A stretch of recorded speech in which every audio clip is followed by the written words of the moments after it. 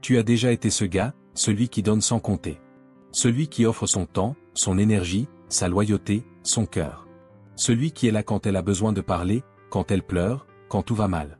Tu deviens son refuge, son confident, son pilier dans les tempêtes.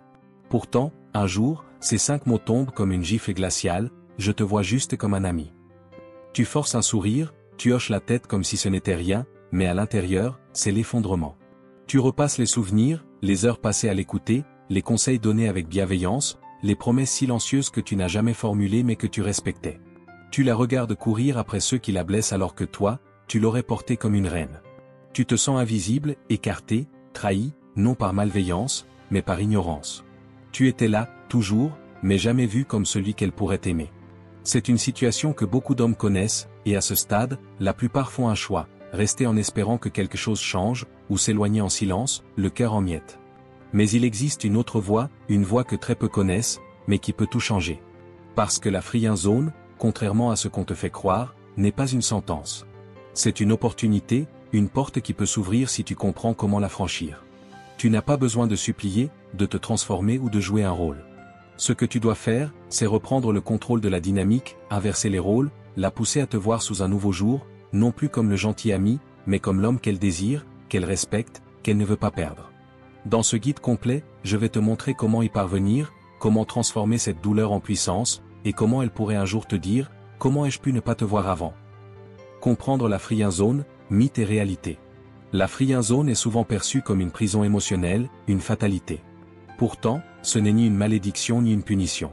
C'est un signal, un indicateur que ta relation actuelle ne te valorise pas comme tu le mérites. Ce n'est pas un échec personnel, mais une invitation à te repositionner. La friend zone est souvent le résultat d'une dynamique où tu as donné trop vite, trop facilement. Tu as été disponible à l'excès, tu as écouté sans limite, tu as offert ton attention sans demander en retour. Cela crée un déséquilibre, tu es là pour elle, mais elle n'est pas là pour toi. Elle te voit comme un pilier, un confident, mais pas comme un partenaire potentiel. Le problème, c'est que cette dynamique ne crée pas d'attraction.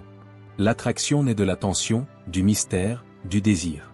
Elle naît du fait que tu as ta propre vie, tes propres priorités, que tu n'es pas un simple accessoire dans la sienne. Si tu es toujours là, toujours disponible, tu deviens prévisible, confortable, et malheureusement, invisible aux yeux de celle que tu souhaites séduire. Couper le cordon émotionnel, la première étape essentielle. Pour sortir de la friend zone, il faut commencer par couper ce cordon émotionnel qui te lie à elle d'une manière déséquilibrée. Cela signifie arrêter d'être ce gars toujours disponible, toujours prêt à écouter ses drames, à sécher ses larmes, à répondre à ses messages à toute heure. Tu n'es pas son thérapeute, tu n'es pas son secours de dernière minute. Chaque fois que tu es là pour éponger ses larmes, répondre à ses appels quand un autre l'a blessé, tu crois marquer des points, mais en réalité, tu t'enfonces un peu plus dans la friend zone. Tu deviens le mec gentil, prévisible, confortable, et ce que les femmes ne désirent pas, c'est ce qu'elles considèrent comme acquis, facile, évident. L'attraction véritable naît du manque, de la tension, de cette petite incertitude qui pique la curiosité. Si elle peut te lire comme un livre ouvert, elle ne ressentira jamais cette étincelle qui fait battre le cœur plus vite. Alors tu dois changer les règles. Créer de la distance émotionnelle sans agressivité. Quand elle commence à te parler d'un autre gars, ne bondis plus sur ton téléphone. Ne réponds pas immédiatement avec une avalanche de messages. Réponds brièvement, poliment, mais ne te rends plus disponible émotionnellement. Tu as une vie, des priorités, des rendez-vous. Tu lui fais comprendre, sans agressivité, que tu ne seras plus son oreiller de confort. C'est là que les choses changent. Elle sent à distance que ton attention n'est plus automatique. Et c'est là que l'attirance commence à germer. Parce que l'homme qui sait se retirer, qui fait passer son respect de soi avant le besoin d'être aimé, devient soudain beaucoup plus séduisant. Pas parce qu'il joue un rôle, mais parce qu'il s'est enfin remis au centre de sa propre vie. L'absence crée le désir. Ce n'est pas ta présence constante qui la fera tomber amoureuse, c'est ton absence ressentie comme un manque qui la ramènera à toi. Créer une distance émotionnelle n'est pas un jeu de manipulation, c'est un acte de repositionnement. Tu as été là trop, toujours disponible, toujours réactif, toujours présent, et ce que tu récoltes en retour, c'est le rôle du meilleur ami. Mais si tu veux inverser la dynamique, tu dois créer de l'espace, du silence.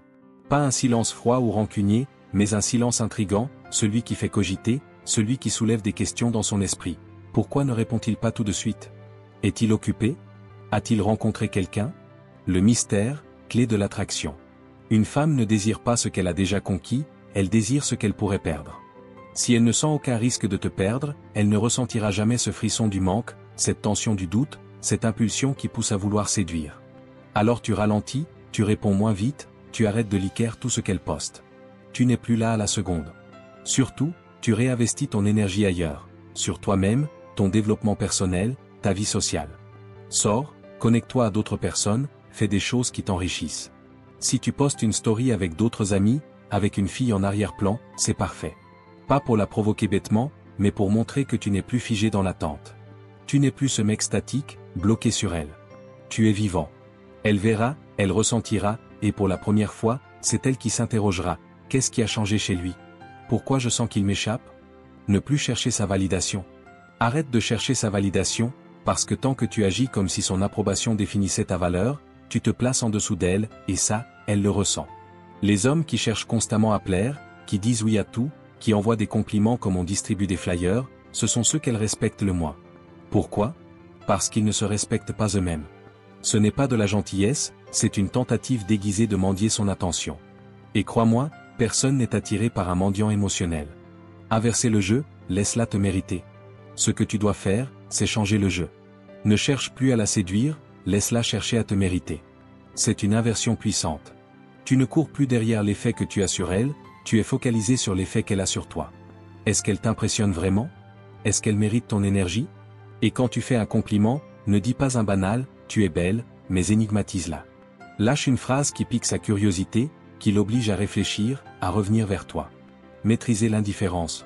Maîtriser l'indifférence est l'un des secrets les plus puissants de la séduction. Une fois que tu arrêtes de répondre immédiatement, que tu ne rappelles plus à la seconde où elle attend, que tu n'es plus là comme avant, ce n'est pas un rejet, c'est un message. Quand tu te retires, tu ne disparais pas vraiment, tu crées un vide dans son quotidien, un vide où elle commence à se poser des questions. Est-ce qu'il m'a oublié? Est-ce qu'il est fâché contre moi? Pourquoi ne répond-il plus? Est-ce que j'ai fait quelque chose? Tu as planté l'incertitude dans son esprit, un sentiment qui l'incite à réfléchir sur toi de façon nouvelle. Ce silence, cet espace entre vous, est en réalité une force tranquille. L'indifférence calme envoie un message qui fait plus d'effet que 1000 mots. Sois prêt à partir. C'est là où se trouve la véritable puissance. Arrête de te demander si tu devrais rester pour qu'elle te veuille, et commence à te poser la vraie question. Est-ce que je reste parce qu'elle me désire réellement, ou parce que j'ai peur qu'elle ne me veuille jamais? La peur est ce qui te garde là. La peur de l'oublier, la peur de disparaître dans l'ombre de son monde. Mais voici la vérité, le besoin n'inspire pas l'amour, il l'étouffe. Quand tu es constamment là, prêt à tout accepter, même la pire des façons de te traiter, elle ne te respecte plus. Et sans respect, il n'y a pas d'attraction authentique. L'amour est une danse d'équilibre. L'amour n'est pas une collection de concessions infinies, c'est une danse d'équilibre, de valeurs partagées, et surtout de respect mutuel. Alors fais-le, pars. Ce n'est pas un jeu ou une stratégie, ce n'est même pas un ultimatum. C'est un principe fondamental. Tu as de la valeur, et tu ne te contentes pas de miettes d'attention. Tu lui dis simplement, je tiens à toi, mais ce que tu me donnes ne me suffit pas. Et tu t'éloignes calmement, sans rancune, mais avec la certitude de ne jamais accepter moins que ce que tu mérites. Montrer ton évolution.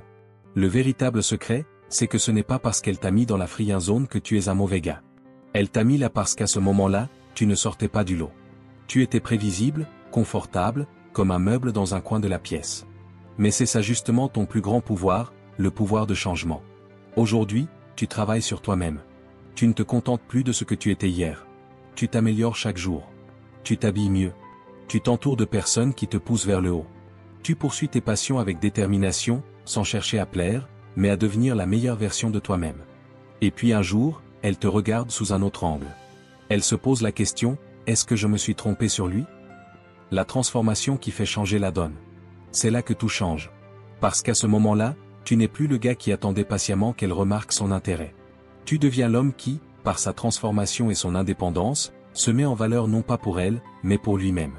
Maintenant, elle réalise que tu n'es plus dans son coin, que tu n'es plus celui qu'elle a laissé de côté. Tu es l'homme qu'elle regrette d'avoir ignoré. Et dans ce regret naît l'attraction qu'elle n'aurait jamais ressentie si tu étais resté le même, celui qu'elle connaissait trop bien pour s'y intéresser. Conclusion, la friend zone, une leçon sur ta valeur.